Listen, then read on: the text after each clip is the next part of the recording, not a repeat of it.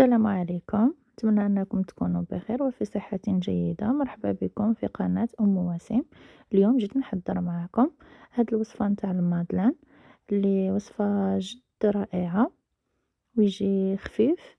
هنا ننتقلوا للمقادير وطريقة التحضير. هنايا عندي 2 بيضات كاملين، وعندي ليمة اللي غادي نستعمل له الزست نتاعها كامل ونص نتاعها نعصرو.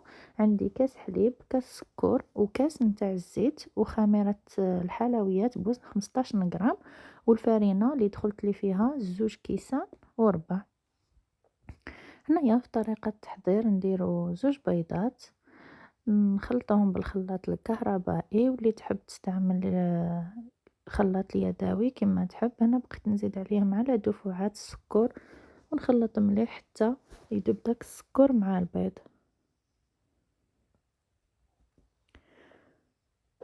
ومن بعد نزيد الزيت حتى هي على دفعات ونقعد نستمر في التحراك.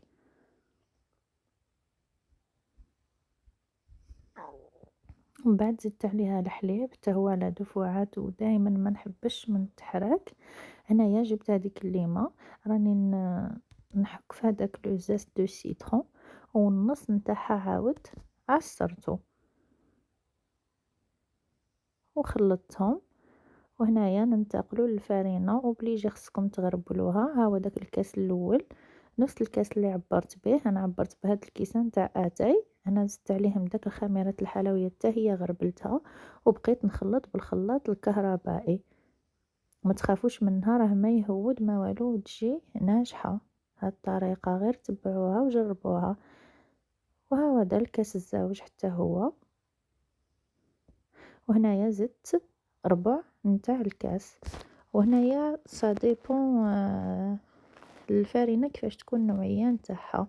غادي نوري لكم كيفاش يجي هكا ما خفيف ما ثقيل، وكي تكتب فيه الرقم 8 شغل يقعد لك هكا باين. هنايا نكون وصلنا الاخر اللي رانا حابينها.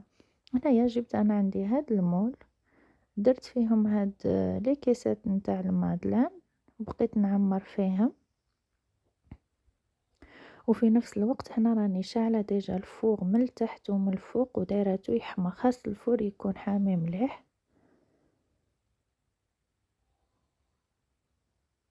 وهنايا جبت السكر البني، انا هنا حبيت نديرو على الوصفه التقليديه نتاع المادلان. هنايا تحبوا تقدروا تعملوا لوز ايفيلي ولا لي بيبيت دو شوكولا، ولا كل واحد يدير واسم يحب. هنايا في الطعمات تعمروا 3 كاغ، يعني تخليو غير ربع اللي فاين ينتفخ. وحنايا ندخلو للفور اللي راني شعلت له من الفوق ومن التحت. انا عندي هذا الفور الكتريك، كنت دارت له درجة الحرارة 200 درجة، هو عندي شوية بارد. مهم الاخر نتاع خصكم تشعلوا له من الفوق ومن التحت، تكونوا منقصين له الغاز، تخليوه يطيب على خاطره. وشوفوا راكو شفتوه في الفور كيفاش نتفخ. وشوفوا هنايا صراحة ب2 بيضات يدير لك كمية لا بأس بها. انا جاتني هنايا 15 حبة، يعني كي دير 4 البيضات راه غادي تقدر تجيك حتى 30 حبة. تقدروا تديوها معاكم في يديكم كي تمشيو تضيفوا. صراحة وصفة جد رائعة اللي غادي تحمر لكم وجوهكم. وإلا عجبتكم ما تنساونيش من لي لايك والبارطاج، ومع السلامة في فيديوهات أخرى إن شاء الله.